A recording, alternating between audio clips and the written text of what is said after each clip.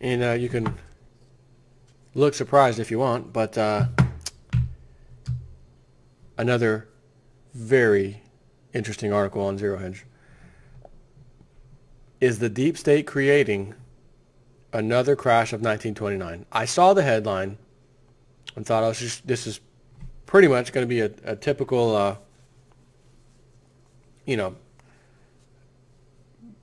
article about how the markets crashed in 29 and the bankers and JP Morgan did it and, the Federal Reserve.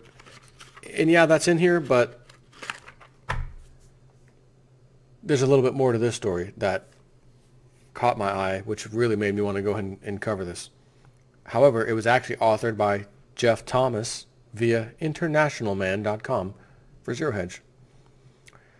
Regarding the Great Depression, we did it. We're very sorry. We won't do it again. Ben Bernanke. Waiting too long to begin moving forward. Waiting too long to begin moving toward the neutral rate could risk a nasty surprise down the road. Either too much inflation, financial instability, or both. Janet Yellen. The last two Federal Reserve chairs. That was Bernanke. Regarding the Great Depression, we did it. We're very sorry. We won't do it again. Janet Yellen, waiting too long to begin moving toward the neutral rate could risk a nasty surprise down the road. Either too much inflation, financial instability, or both. Sounds like the article I did the other day. We're in a catch-22. The old Federal Reserve, the government, they're in a catch-22. Damned if we do, damned if we don't. Yet, they're still the cause one way or the other. They, as in the Federal Reserve. In his speech above, Federal Reserve Chairman, the Ben Bernanke, if you will. I love that pronunciation better than Bernanke. The Bernanke acknowledged that by raising interest rates, the Fed triggered the stock market crash of 1929, which heralded in the Great Depression. Yet, in her speech above, Fed Chair Janet Yellen announced that it makes sense for the Fed to raise interest rates a few times a year. This is a concern as economic conditions are similar to those in 1929, and a rise in interest rates may have the same effect as it did then. Now remember, several videos back, and I think it may have been a Wall Street article, it was kind of talking about the same thing. Usually the Fed is supposed to chase what's happening in the economy and then take actions. That's what they do. Oh, the economy's smoking hot. We gotta cool that off. Make some interest rate adjustments. Oh, it's starting to look like we might be entering recessionary if we do that. Let's do the opposite with the interest rates. So they're supposed to do that after seeing what's happening, or saying, okay, we can see this now going down. Let's go ahead and make some adjustments. What they're doing, like now, we're going to start raising rates, and they've already done 2 recently. And the economy is basically saying, no, it's not time for that. Like, you're getting ahead of yourself. You don't raise rates now. This is the worst time to raise them. The economy actually needs them to go down. But they're in a catch-22. They can't go down. They were already near zero. So they have to hurry up and raise the rates so that they can then hit them and say, okay, we're going to bring them down now.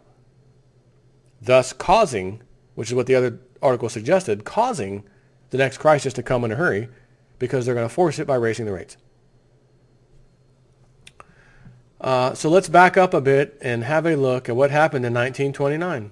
In the run-up to the 1929 crash, the Federal Reserve raised rates to 6%, ostensibly to limit speculation in securities markets. As history shows, this sent economic activity south rather quickly. Countless investors, large and small, who had bought stocks on margin, keyword leverage margin, would be unable to pay increased interest rates and would be forced to default. It's important to understand that the actual default was not necessary to crash markets. The knowledge that investors would be in trouble was sufficient to send the markets into a tailspin. So he says Mr. Bernanke was quite clear in 2002. This is before he was Fed, remember? When he stated that the Fed... Wait a minute, was he? 2002. No, Bush did put him in office, but did he do it that early? Maybe. Anyways, Mr. Bernanke was quite clear in 2002 when he stated that the Fed would not make the same mistake again that it made in 1929. Yet, then as now, there's been a surprise victory by a Republican candidate for president. Then, as now, a wealthy man who had never held elective office was unexpectedly in the catbird seat and had the potential to endanger the control of the political class at a time when that political class had been complicit in damaging the system by creating massive debt. Pretty interesting of an alignment for history, huh? Coming back. Then as now, conditions were ideal for the deep state to create a solution to all problems. An economic crash was inevitable. Therefore, create a trigger for it to occur and blame the collapse on the conservative political outsider. Demonstrate to all that the collapse was due to the greed of the outsider and those who were of like mind. Use that leverage to demonstrate to the hard-hit populace that what was needed was the opposite of what the outsider had proclaimed. Recommend far greater control by a new government that was staunchly liberal, a government that would change the political landscape in such a way that all those who suffered would be saved by a benevolent, collectivist government. And of course, when it's stated that way, it's an easy sell. In 2017, it will be an even easier sell than it was in 1929, as the new president has already set himself up for a fall.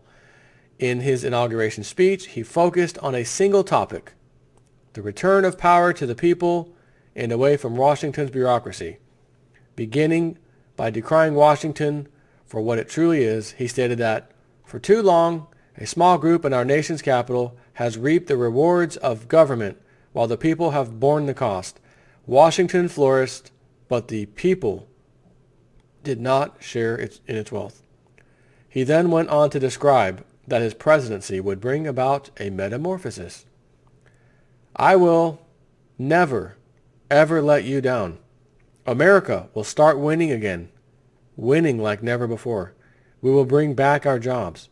We will bring back our borders. We will bring back our wealth, and we will bring back our dreams.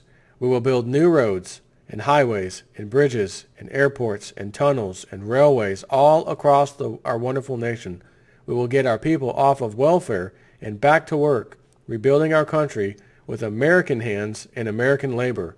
We will reinforce old alliances and form new ones, and unite the civilized world against radical Islamic terrorism, which we will eradicate completely from the face of the earth. We will not fail. Our country will thrive and prosper again, he said. Of course, new presidents are prone to make big promises when they first take office. However, Mr. Trump has, in his brief speech, effectively declared himself the enemy of the Washington bureaucracy. In doing so, he's left himself wide open to be the fall guy if the economy does not rebound. If the average American, if the average American's lot does not improve, and if the U.S. does not dominate the world through an expanded military. In short, the deep state and their cronies, who were instrumental in creating the economic, social, and political house of cards that now exists, have the perfect opportunity to bring on the collapse and blame the new president for it. Were Mr. Trump to have honestly stated that the U.S. is effectively a house of cards and that he'll begin the laborious job of trying to salvage what's left of it and begin to rebuild it, he would have provided himself with a justifiable excuse when the house of cards does collapse. However, by making such lofty claims to make America great again, he's lost this opportunity. In the last year, whenever I was asked who I hoped the Americans would elect as their president, I replied, Bernie Sanders. To those that were shocked by this answer, I would add, an economic collapse is inevitable. No one, no matter how capable, can prevent it. The best that can happen is the collapse occurs under a president who's an avowed socialist. That would ensure an eventual return to smaller government and more conservative economics, he said. That's a fantastic answer, because I was about to be bothered by that, him saying Bernie. Weekend at Bernie's. As unfair as it may be, a nation's people almost always blame, and I've said this a bunch of times, whoever is on watch, the president, when a collapse occurs. It matters little who or what is actually at fault. People need a face to vilify for the disaster, and the sitting leader is almost always spontaneously chosen by a nation as that face. And of course, the opposing party invariably makes the most of the situation. Just as in 1929 and for years thereafter, Herbert Hoover received the lion's share of the blame for a Wall Street crash and the subsequent Great Depression, even though he was not at fault. So too will the U.S. come to blame the new president who made promises that were far beyond what he could deliver. The die is cast. The patsy-in-chief is now installed. The media will do all they can to discredit Mr. Trump, and civil unrest will be funded by his opponents.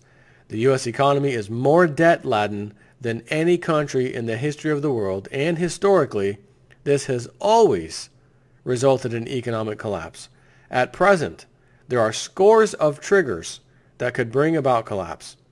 Any one of these black swans could do the job, but it's entirely possible that the Federal Reserve will serve once again as the trigger, as it did in 1929. This is unquestionably the smart way to play the game. Rather than wait for a random occurrence, if a date is set for a controlled collapse, those connected to the deep state will have a brief time to disconnect their wealth from the system, as was also done in 1929 before the crash. The trigger would be pulled by the Fed, and the U.S. economy would go down in as controlled a fashion as Building 7 in the World Trade Center on 9/11, in the World Trade Center complex. When is this likely to occur? Herbert Hoover was given just under 8 months.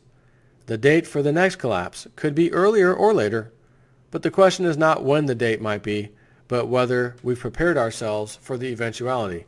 The Fed could start its controlled demolition of the U.S. economy any day now. This collapse will be much worse and last much longer than the Great Depression or the 2008 financial crisis. Doug Casey and his team have critical, time-sensitive information about preparing for this economic meltdown. They're sharing need-to-know details in this urgent news special report. Click here to download the PDF now from Casey Research, and I will, as I always do, put the link to this article. And the PDF download thing is way down at the bottom. I'm just going to open it and see what it takes us. Get access now. Submit your email for the free report, yada, yada, yada. But free report's free report. May be interesting to you, maybe not. But I know one thing.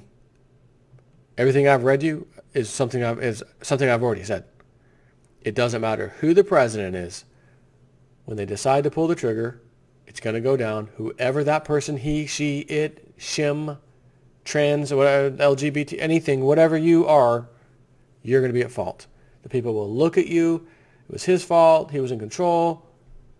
He wanted to go to war and spend all this money, and then the economy fell out, and he did it. There's always the guy to point the finger at. I've said this forever. But the only issue I have here is he just started his term as president, 4-year term. If all this goes down this year, or even next year, the elections aren't, the next president's not for 2020. So he still has quite a bit of time to, oversee a potential recovery and then say, hey, look what I did. I find it very, almost funny, I should say. His approval rating recently, first 90-something days in office, not great. And then all of a sudden, mother of all bombs, Syria, over 50% approval rating all of a sudden. CNN, he became president tonight. Isn't that amazing? We flex our muscles, approval rating. Unbelievable. But how is he going to pull a magic rabbit out of his hat and fix this country with the massive debt problem we have. Again, I said it before he even made it into office. I'll say it again. I said, Trump, he's a master at bankruptcy. He's been through it. He's a businessman. He knows all about it. He's going to oversee the bankruptcy, so to speak, of this country. Devalue the dollar. Again, I heard about it again this morning. Treasury Secretary Mnuchin, strong dollar, it needs to be weaker. Donald Trump, it's reiterate again, needs to be lower. How many times do they have to say that before you understand that's the plan? So speaking of overseeing a bankruptcy, part of that process, you may not know this, is devaluing the dollar. They have to devalue the dollar for this to work. And all of those Middle Eastern countries, OPEC and everybody else, Saudi Arabia, who are sitting on our treasury bills, bonds, are going to be left holding a bag of nothing. And remember, when you have a bond, it has the full price you paid for it, and then it earns you interest year after year after year. I gave an example the other day in an article I was talking about. And it said, for example, if interest rates went to 10% and you had this $1,000 bond, you paid $1,000, got the bond, and now they pay you, 2.5%, whatever. You get $25 a year in profit, something like that. And they said, but if they raise interest rates 10%, people are going to want to get out of those bonds in a hurry and go chase the interest rate in a bank account or something else. And all it has to do is be worth $250 to make that same $25 profit. So if you can get your $1,000 out and put it in there, 250 times 4 is 1,000. You can make quite a bit more money. 4 times, as a matter of fact. You make $100 a year instead of $25 in that example. So what happens is the price of the bond gets crushed, and you find yourself selling that $1,000 bond for, again, if that example was true, $250, because that is paying 10% interest and it's $250, which is $25 a year. Same thing as your $1,000 bond was doing at 2.5% interest. Therefore, to make it fair, come down, not necessarily fair, but a free market's going to choose this anyways. It's going to make it come down to 250 because 250 is the same as getting 10% over here with 250. That was a little bit of an extreme example. He said it too. Look, it's not going to jump 10%, but just as an example so you understand, this is how it works. So all of those Middle Eastern countries, again, Saudi Arabia included, sitting on tons of our debt, and you can include China too. Could you imagine finding out we devalued today and all those bonds you're holding are going to take a haircut because we had to devalue our dollar? Oh, and by the way, interest rates are rising, so you're going to take a haircut on those. You're going to be flooding the market with bonds, and there's not going to be anyone who wants to buy them. Unless they can get the Federal Reserve to buy up everything. Then maybe they could just buy the bonds back and in the same example, at $1,000, even though the market says, no, you should be paying like $500 for those bonds. But the Federal Reserve not wanting, China and anyone else to get pissed off, we'll just go ahead and buy them back from you at full face value, $1,000, no problem. But that's not the agenda from Lindsey Williams' elite friend back in the day. He says they're going to be pissed off when we do what we do to their bonds. They're not going to sell us oil anymore. We're going to be like, oh my God, we know oil. What are we going to do? Oh wait, we have some off of Gull Island, North Slope of Alaska, Prudhoe Bay, where the USS Liberty oil rig is on standby, largest one ever created. And there's 400 years of oil sitting there waiting for us, never been tapped. And then we'll find, we can find oil. We got oil. We're okay, never mind. But we're going to have a whole lot of enemies because we screwed them over holding our debt. That's the real agenda, and that's why I think all of a sudden we're back with Syria. We got to go. We got to do something, because there's no plan B. It was only a plan A, and once we got past Syria, then we could get to Saudi Arabia, cause civil unrest there. Oil prices skyrocket based off of nonsense news about Saudi Arabia unrest. Since they're the largest producer, they're going to, oil prices skyrocket. Oh, my God. They go too high. As Ben Bernanke said, if it goes above 120 a barrel, our economy can't sustain that. The Federal Reserve can't sustain that. It'll be a good night economy, but we could at least blame it on this uprising in the Middle East. Blame it on them, which causes, of course, the economy, markets, everything to come down, and that was part of the agenda. So I don't see a plan B in there. I only see plan A, and we've been stringing this along for years because we got stuck in Syria and could never get past it. But now It might be all changing all of a sudden. We're dropping bombs and missiles everywhere. We're giving them out like welfare stamps.